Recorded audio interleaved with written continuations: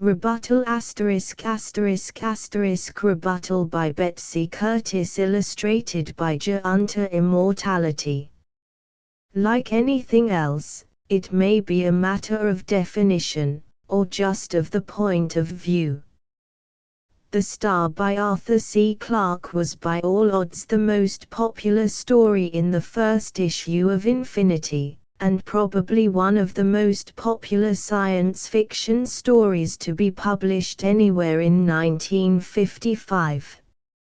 It was also highly controversial, and in Rebuttal Betsy Curtis presents the other side of the question, plus an idea that seems to be totally new. The result, we think you'll agree, is one of the outstanding science fictional events of 1956. Transcriber's note: this text was produced from Infinity Science Fiction, June 1956. Extensive research did not uncover any evidence that the U.S. copyright on this publication was renewed. They brought Father Philip Burt to St. Luke's as our share of the research project on the mysterious disease which afflicted most of the crew of the recently returned Phoenix Nebula expedition. News of the disease, of course, was not spread beyond the research teams, as the public seems to fear a plague worse than damnation itself. And it didn't seem to be a very serious disease. Father Philip was easily the worst case of all, and although several members of the expedition had died, their deaths could be evaluated as due to secondary infections of common enough Earth origin. Very few of the crew members were in actual pain, but Father Philip was in constant agony which no amount of sedation seemed to calm. I ran the customary tissue cultures and biopsies, including those on internal organs not customarily available. We were given an excuse for getting internal samples of tissue when Father Philip's appendix flamed into infection. And although I did not find a general infecting organism, what I did find was enough to send me trotting up to his room on the double. I suppose I should explain here that I, Father Niccolo Molina, am head research pathologist for St. Luke's and that I don't, therefore, meet the patients personally very often. But Father Philip I had to meet. His day nurse, Sister Mary Felicia, met me at the door in her crisp white flannel overall. "Father is very uncomfortable today," she told me. "The incision is not healing at all and he keeps trying to talk and then breaking off in the middle of a sentence with the pain." "Talking about anything in particular?" I asked suspiciously.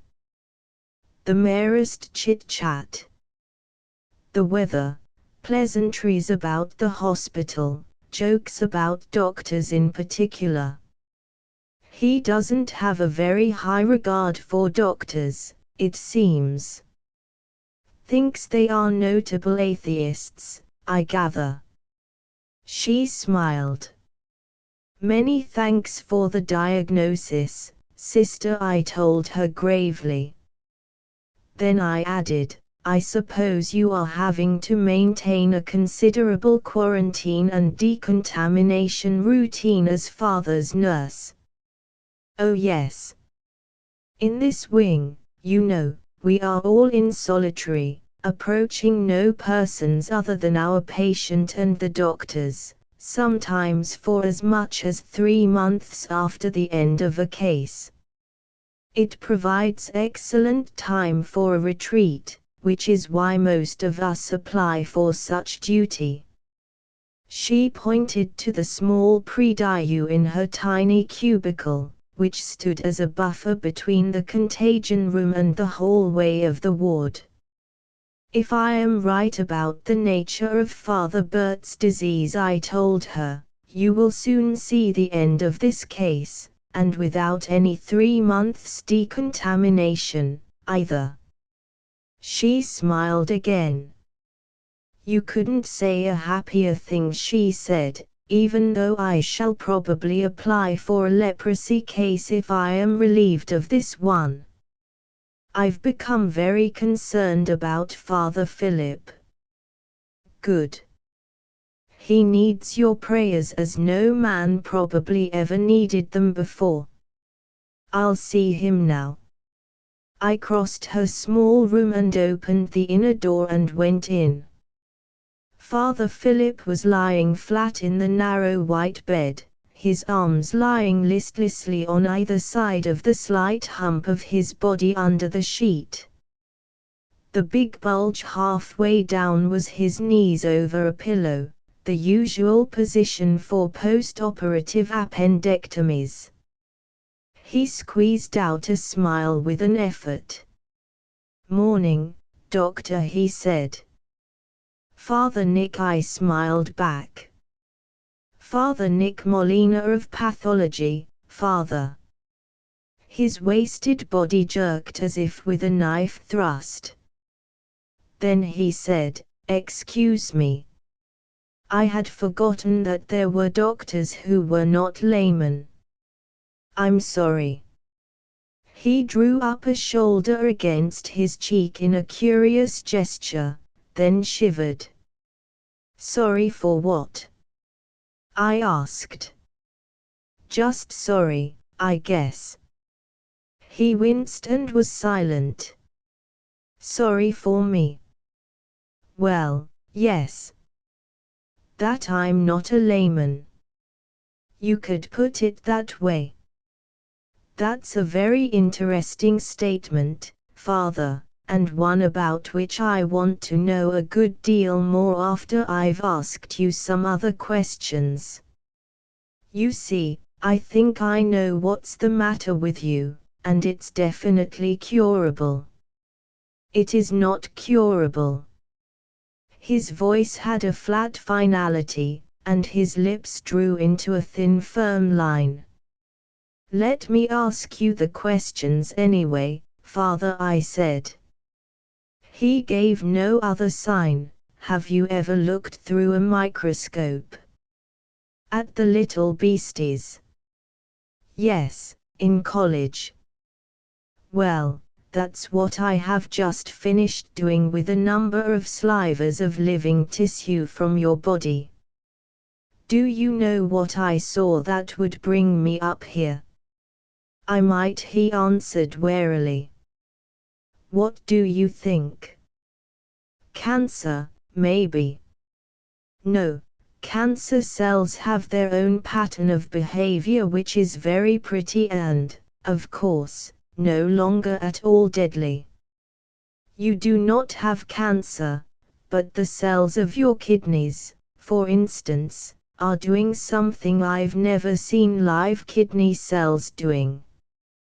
"And what is that?" he said, as if he really couldn't care less. "Nothing in particular." This is unheard of indeed. Kidney cells are busy little widgets doing a tremendous job night and day. Like the individual muscle fibers of the heart, they work on year after year with no vacations, no coffee breaks, secure in the knowledge of their purpose. No pseudo-sermons, please, Father. Father Philip's voice was stern. You don't have to Peter Rabbit up biology for me. A scholar indeed to have heard of Peter Rabbit, I laughed, but he did not smile. Then I asked, do you want to see how real kidney cells, yours, are behaving? I have a projecting microscope in the basement. Do you want to see what's going on? Not particularly. If you think you can cure me, go ahead and try. Are you willing to pray for your own recovery? No. He spat out the word with a ferocity that seemed to surprise even himself. Then I am going to sermonize indeed. And you are going to listen, my dear little kidney cell. Oh, go ahead. But I warn you that I know something that will cancel it all in advance. He had developed more force of personality than he had showed since I came in. Oh. Then suppose you tell me about that. I always do better in rebuttal. And he blurted it out, the whole story of the Phoenix Nebula expedition and its discovery of the memorials of that beautiful race which was destroyed utterly in the explosion of its star, the supernova which was our own Star of Bethlehem. So you see, he concluded, we found out that ultimate dreadful secret of the cosmos, that there is no plan, no purpose, no good God who watches the fall of the sparrows with tender concern. To whom could I pray for my recovery? To the random spin of electrons or planets? To a petty tribal totem? To nothing. We found out. You and the crew. I gave them what answers I could. They asked you, and for a fish you gave them a stone, is that it? Scold away, he said tonelessly. I would not lie to them. The poet Dante, I began. Spare me the poets, he said bitterly. The poet Dante, I repeated firmly, in his recounting of the vision of paradise, came at last to the outside. He had pressed on just as you of the expedition had pressed on, ever outwards, looking for the purpose. He was fortunate, of course, in not actually making his expedition physically, in spite of pretending that he did so. Because space seems to be too big for man to make anything of while he's in the flesh. Anyhow, when Dante got outside, the whole universe did a strange flip-flop. If you can imagine a tennis ball really turning inside out and every other atom of the universe being compacted at the center and the atoms of the original ball rarefying outwards, you may have his Rosa Mystica. At any rate, you can understand that the further out you go, the more you look at the same thing no matter in which direction you look, like every direction being south from the North Pole, so you might as well say that you are looking at a center when you have reached the periphery and look farther out. For the purposes of analogy, I suppose. He was still bitter. For the purposes of making it clear what I want you to do. I want you to turn inside out. I want you to be God, so to speak, for a few minutes. Indeed. Indeed. For those minutes, at least, you have done with searching for him further and further out, where you must have thought he was, and he is, of course, or you'd probably have been a nuclear physicist or a cytologist like myself. Consider yourself, then, the deity of yourself, your body, of each personality-packed cell within it. Those cells respond more or less well to your purposes and your plans. You love them all and they love you, whether or not they know it very well. Now think back, how did you explain it to your baby incisor when it first felt the pushing of a second tooth underneath? That it was expendable.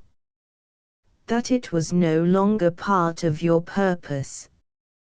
I don't suppose I felt that I was accountable to my teeth. grumpily. But at any rate, your purposes had not changed, had they?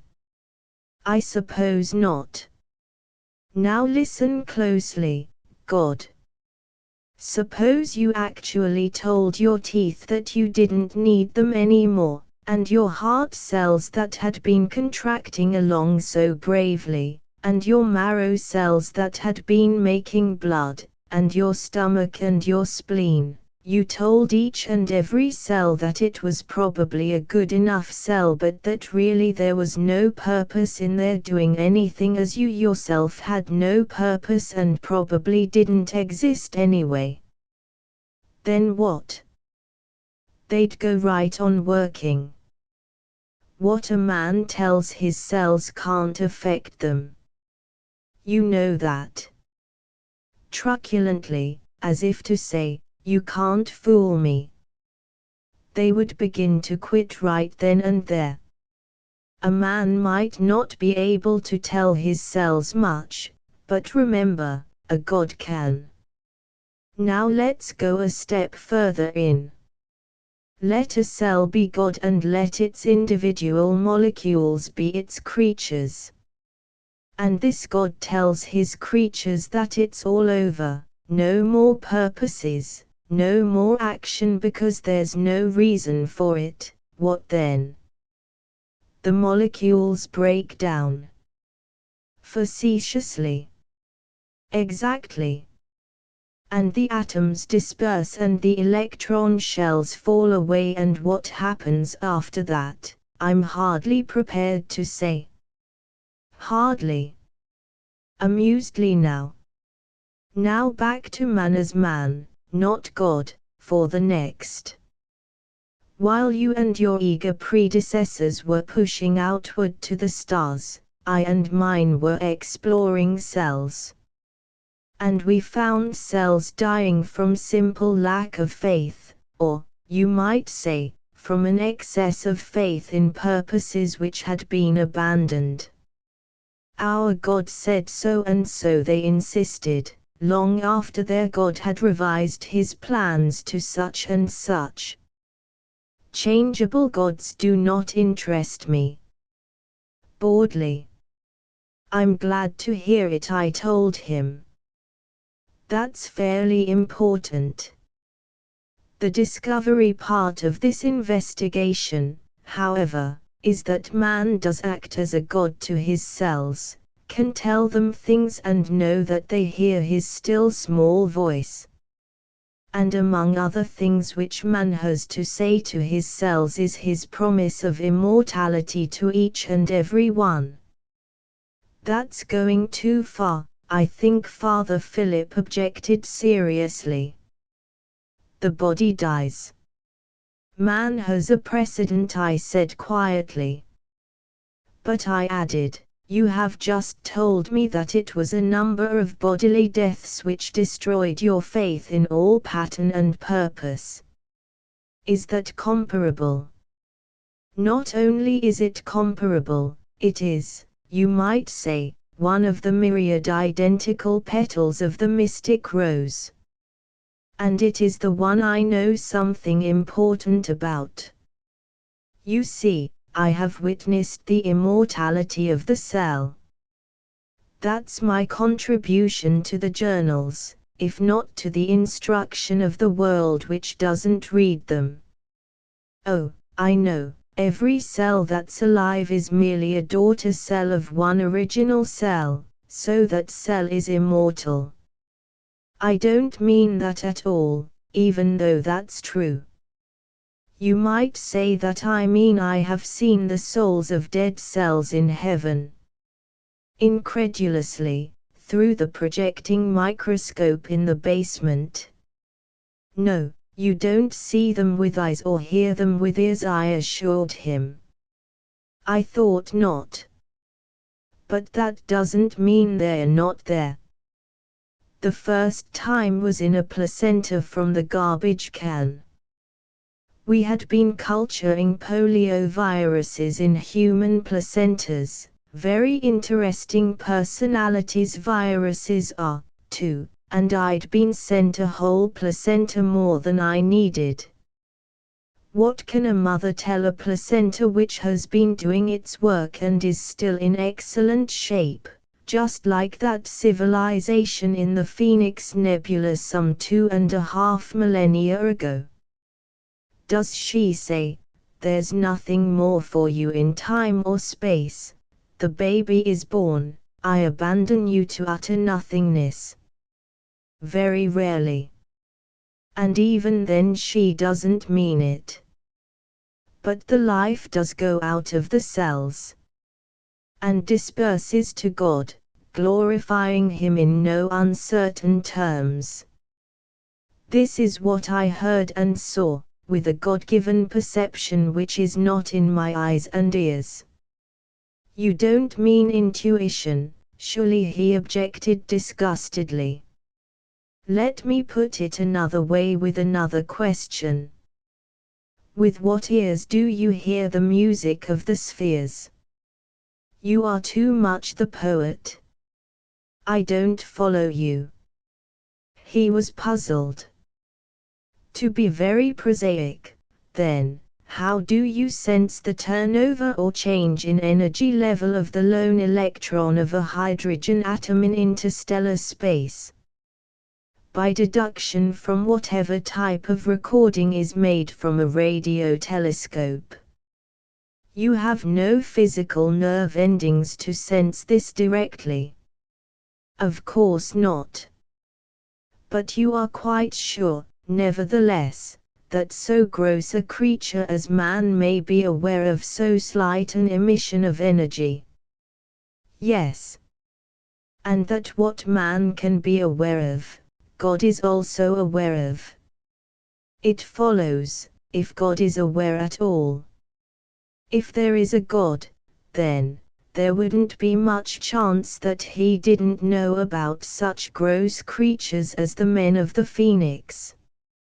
Excuse me. I've gone far afield. You said the radio telescope. Well, a few other doctors and I have been working on an instrument to measure cellular action currents, in living cells, of course, and I had added an auxiliary component which was supposed to find out what became of certain suspected possible energy emissions not accounted for or required by chemical processes in the cell. Where there's smoke there's fire, you know. And where there's energy there's apt to be more energy. And here was a nice piece of fresh dying tissue in beautiful condition. I put a tiny sliver into the infrascope just as a young child will put anything that comes his way into his mouth for analysis, and I saw the scintillations on the plate which I knew signaled the ascent of the souls of the cells. The binding energies, one flash for each dying cell body, calculated later, one quantum of binding energy, one soul. And so they were gone, done, dissipated into your machine, souls no longer. Father Philip's sigh was one of infinite disappointment. Binding energy to light, light to mass, maybe, and mass to energy again, or is there anything but energy in the final analysis? You astronomers profess to know something of this. Why is it, then, that when you bump head-on into life you suppose it to be mysteriously something else? Something capable of complete extinction, of contradicting the laws of the universe. But I digress again. I am sorry. I have not said what you are waiting to hear. Father Philip drew in a long breath. In a frenzy of spirit I worked for months to refine the instrument and to make more precise the registering and recording, daily trying various tissues in the original machine, getting reacquainted, too, with the personalities of various types of cells in the big projecting mic. Today I can show you, or any interested person, the endurance of personality in the energy quanta after the cell body is dead. Does this make a difference? Father Philip's sigh this time was a relaxation of his whole being. Somehow it does, he said, but I don't know why. You know, I assured him, that the crux of the Phoenix matter was the question of personal immortality. If the souls of the Phoenix folk are in the hand of God, what does it matter to you or to me where their bodies are? Suppose, just before the end, God told them that He would bless their physical passing and set it for a sign to a younger people that their Savior was at hand. You have no way of knowing that He did not. You do know that He said, "Other sheep I have which are not of this flock."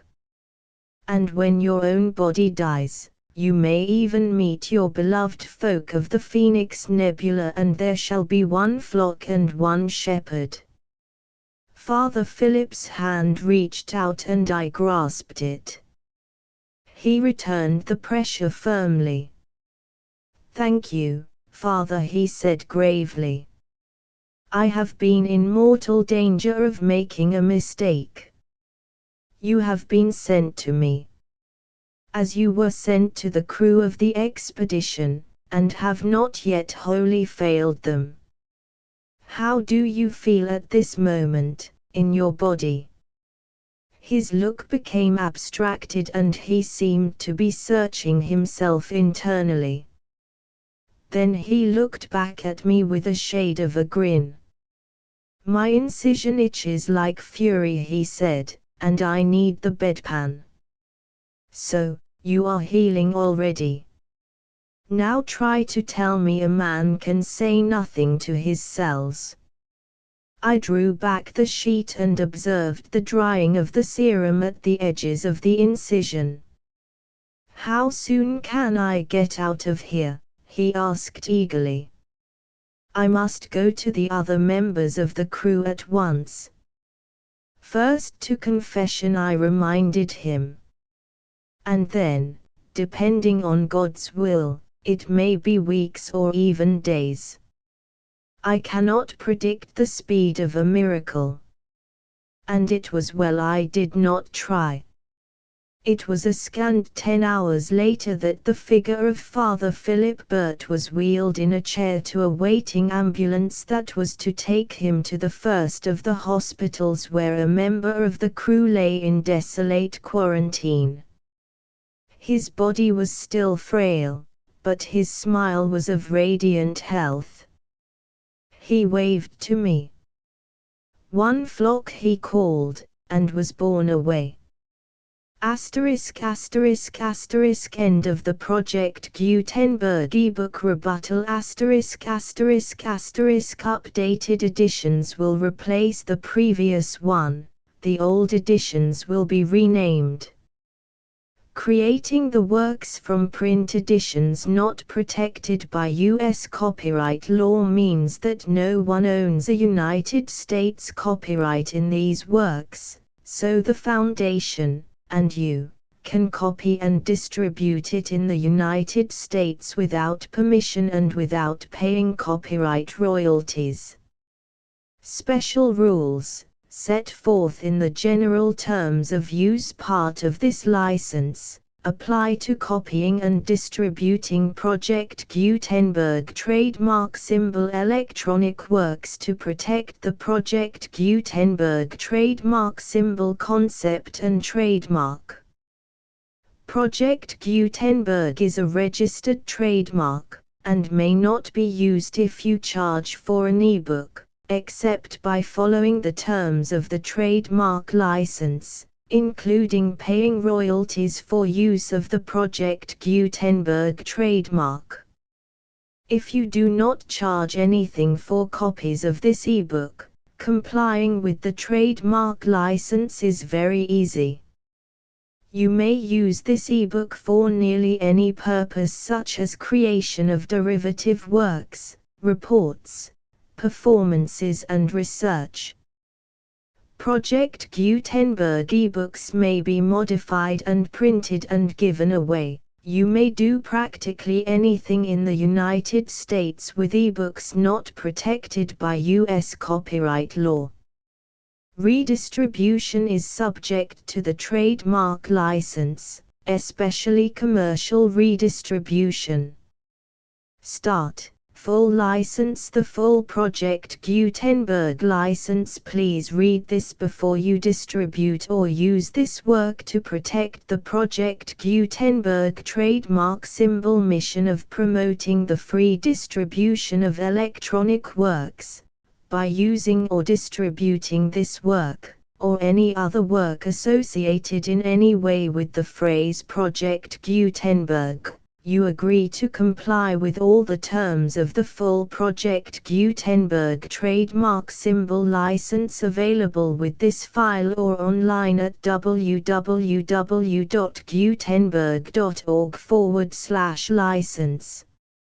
Section 1. General Terms of Use and Redistributing Project Gutenberg Trademark Symbol Electronic Works 1.0.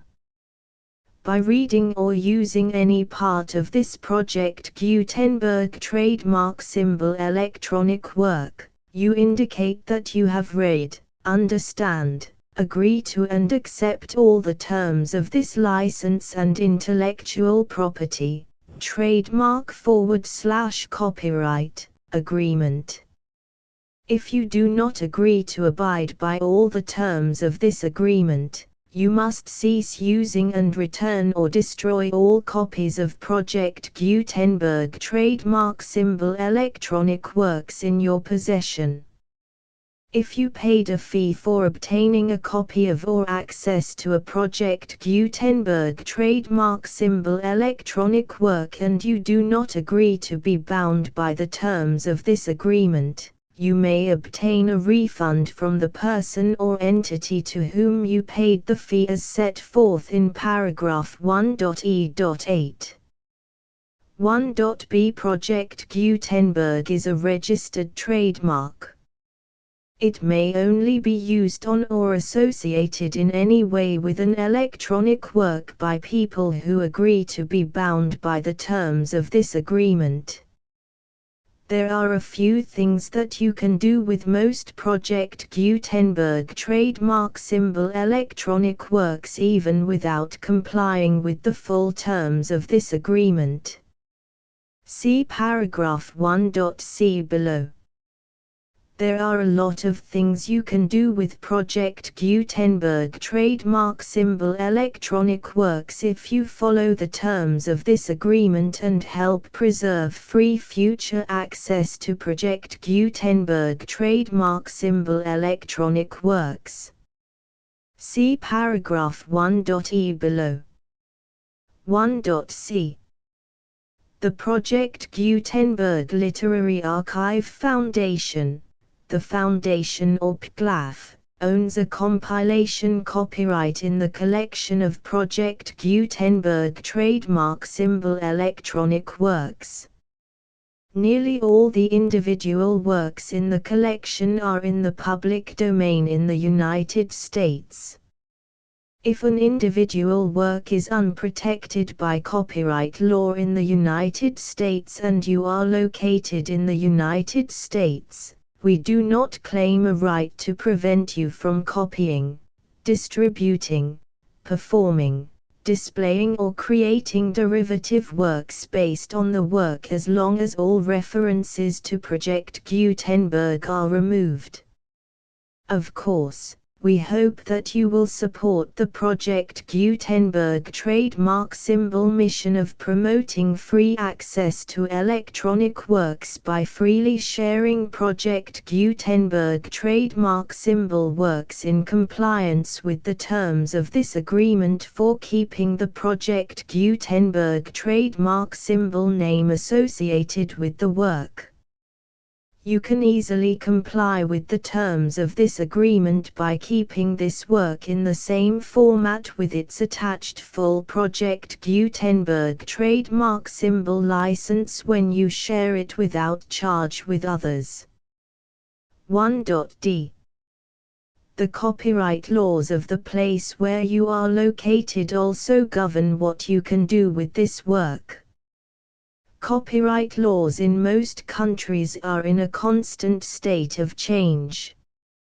If you are outside the United States, check the laws of your country in addition to the terms of this agreement before downloading, copying, displaying, performing, distributing or creating derivative works based on this work or any other Project Gutenberg trademark symbol work. The Foundation makes no representations concerning the copyright status of any work in any country other than the United States. 1.e. Unless you have removed all references to Project Gutenberg, 1.e.1.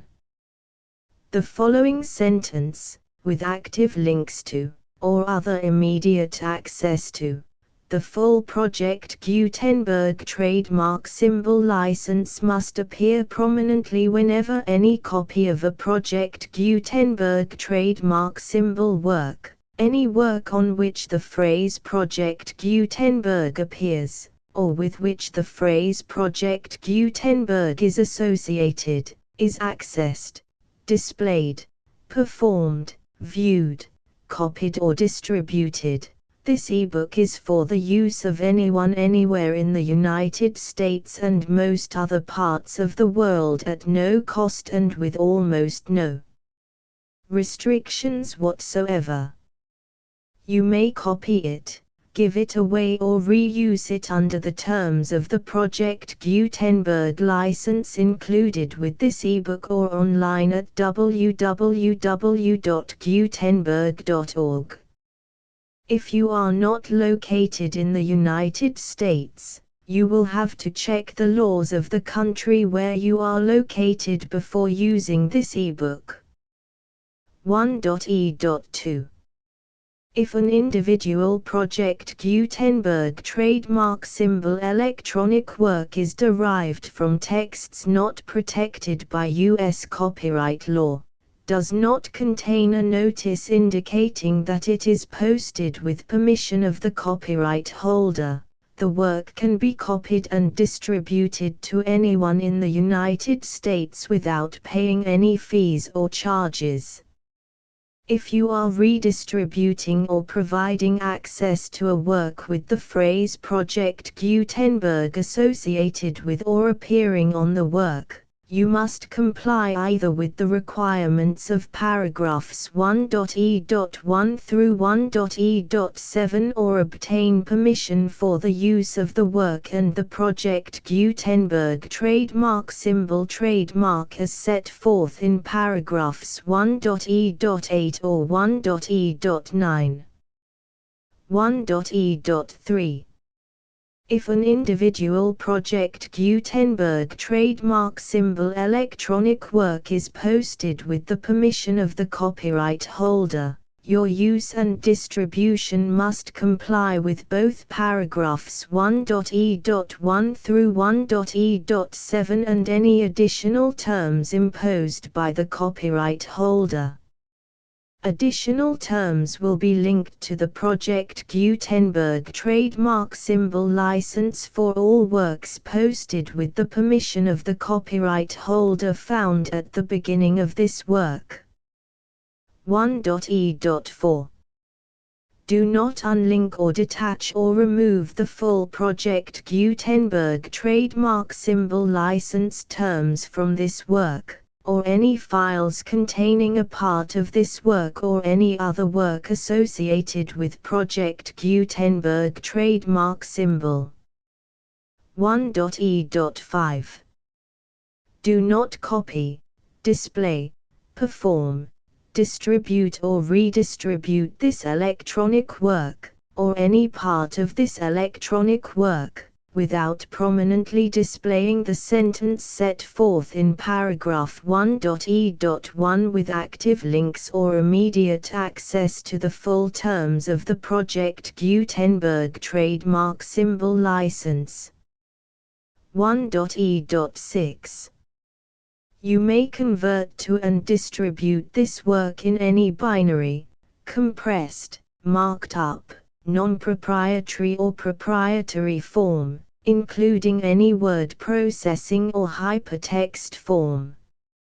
However, if you provide access to or distribute copies of a Project Gutenberg trademark symbol work in a format other than plain vanilla ASCII or other format used in the official version posted on the official Project Gutenberg trademark symbol website, www.gutenberg.org, you must, at no additional cost, fee or expense to the user, provide a copy, a means of exporting a copy, or a means of obtaining a copy upon request, of the work in its original plain vanilla ASCII or other form.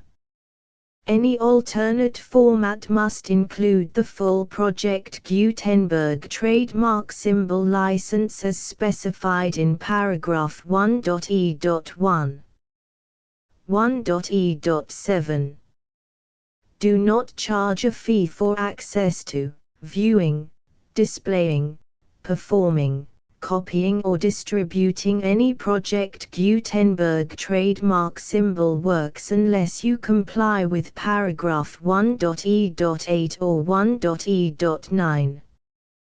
1.e.8 You may charge a reasonable fee for copies of or providing access to or distributing Project Gutenberg trademark symbol electronic works provided that you pay a royalty fee of 20% of the gross profits you derive from the use of Project Gutenberg trademark symbol works calculated using the method you already use to calculate your applicable taxes. The fee is owed to the owner of the Project Gutenberg trademark symbol trademark, but he has agreed to donate royalties under this paragraph to the Project Gutenberg Literary Archive Foundation. Royalty payments must be paid within 60 days following each date on which you prepare, or are legally required to prepare, your periodic tax returns. Royalty payments should be clearly marked as such and sent to the Project Gutenberg Literary Archive Foundation at the address specified in Section 4, Information about donations to the Project Gutenberg Literary Archive Foundation. You provide a full refund of any money paid by a user who notifies you in writing, or by email, within 30 days of receipt that he does not agree to the terms of the full Project Gutenberg trademark symbol license. You must require such a user to return or destroy all copies of the works possessed in a physical medium and discontinue all use of and all access to other copies of Project Gutenberg trademark symbol works. You provide, in accordance with paragraph 1.f.3, a full refund of any money paid for a work or a replacement copy, if a defect in the electronic work is discovered and reported to you within 90 days of receipt of the work. You comply with all other terms of this agreement for free distribution of Project Gutenberg trademark symbol works. 1.e.9 If you wish to charge a fee or distribute a Project Gutenberg trademark symbol electronic work or group of works on different terms than are set forth in this agreement, you must obtain permission in writing from the Project Gutenberg Literary Archive Foundation, the manager of the Project Gutenberg trademark symbol trademark. Contact the Foundation as set forth in Section 3 below. 1.f1.f.1 Project Gutenberg volunteers and employees expend considerable effort to identify, do copyright research on, transcribe and proofread works not protected by U.S. copyright law in creating the Project Gutenberg trademark symbol collection.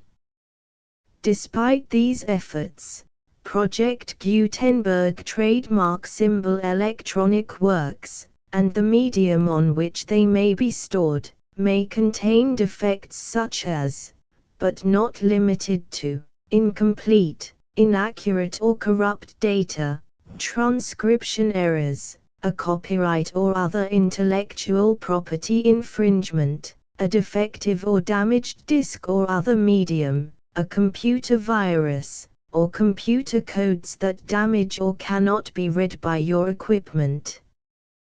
1.f.2 Limited warranty, disclaimer of damages, except for the right of replacement or refund described in paragraph 1.f.3, the Project Gutenberg Literary Archive Foundation, the owner of the Project Gutenberg trademark symbol trademark, and any other party distributing a Project Gutenberg trademark symbol electronic work under this agreement, disclaim all liability to you for damages, costs and expenses, including legal fees. You agree that you have no remedies for negligence, strict liability, breach of warranty or breach of contract except those provided in paragraph 1.f.3. You agree that the Foundation, the trademark owner, and any distributor under this agreement will not be liable to you for actual, direct, indirect, consequential, punitive or incidental damages even if you give notice of the possibility of such damage. 1.f.3 Limited right of replacement or refund. If you discover a defect in this electronic work within 90 days of receiving it, you can receive a refund of the money, if any, you paid for it by sending a written explanation to the person you received the work from. If you received the work on a physical medium, you must return the medium with your written explanation. The person or entity that provided you with the defective work may elect to provide a replacement copy in lieu of a refund. If you received the work electronically, the person or entity providing it to you may choose to give you a second opportunity to receive the work electronically in lieu of a refund. If the second copy is also defective, you may demand a refund in writing without further opportunities to fix the problem. 1.f.4 Except for the limited right of replacement or refund set forth in paragraph 1.f.3, this work is provided to you as is, with no other warranties of any kind, express or implied, including but not limited to warranties of merchantability or fitness for any purpose. 1.f.5 Some states do not allow disclaimers of certain implied warranties or the exclusion or limitation of certain types of damages. If any disclaimer or limitation set forth in this agreement violates the law of the state applicable to this agreement, the agreement shall be interpreted to make the maximum disclaimer or limitation permitted by the applicable state law. The invalidity or unenforceability of any provision of this agreement shall not void the remaining provisions. 1.f.6 Indemnity. You agree to indemnify and hold the Foundation, the trademark owner, any agent or employee of the Foundation, anyone providing copies of Project Gutenberg trademark symbol electronic works in accordance with this agreement, and any volunteers associated with the production, promotion and distribution of Project Gutenberg trademark symbol electronic works, harmless from all liability, costs and expenses, including legal fees, that arise directly or indirectly from any of the following which you do or cause to occur. A. Distribution of this or any Project Gutenberg trademark symbol work. B. Alteration, modification, or additions or deletions to any Project Gutenberg trademark symbol work, and C. Any defect you cause. Section 2. Information about the mission of Project Gutenberg trademark symbol. Project Gutenberg trademark symbol is synonymous with the free distribution of electronic works in formats readable by the widest variety of computers, including obsolete, old, middle-aged and new computers. It exists because of the efforts of hundreds of volunteers and donations from people in all walks of life. Volunteers and financial support to provide volunteers with the assistance they need are critical to reaching Project Gutenberg trademark symbol's goals and ensuring that the Project Gutenberg trademark symbol collection will remain freely available for generations to come. In 2001, the Project Gutenberg Literary Archive Foundation was created to provide a secure and permanent future for Project Gutenberg trademark symbol and future generations. To learn more about the Project Gutenberg Literary Archive Foundation and how your efforts and donations can help, see sections 3 and 4 and the Foundation information page at www.gutenberg.org. Section 3. Information about the Project Gutenberg Literary Archive Foundation. The Project Gutenberg Literary Archive Foundation is a non-profit 501(c)(3) educational corporation organized under the laws of the state of Mississippi and granted tax-exempt status by the Internal Revenue Service. The Foundation's IN or Federal Tax Identification Number is 64-6221541. Contributions to the Project Gutenberg Literary Archive Foundation are tax-deductible to the full extent permitted by U.S. federal laws and your state's laws. The Foundation's business office is located at 809 North 1500 West, Salt Lake City, UT 84116. 801-596-1887. Email contact links and up-to-date contact information can be found at the Foundation's website and official page at www.gutenberg.org/contact section 4.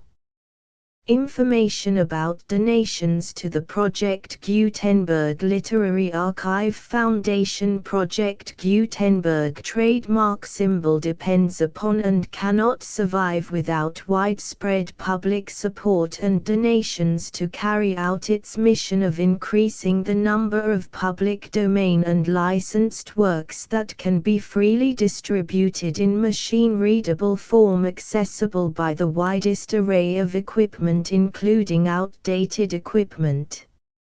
Many small donations, $1 to $5,000, are particularly important to maintaining tax-exempt status with the IRS. The Foundation is committed to complying with the laws regulating charities and charitable donations in all 50 states of the United States. Compliance requirements are not uniform and it takes a considerable effort, much paperwork and many fees to meet and keep up with these requirements.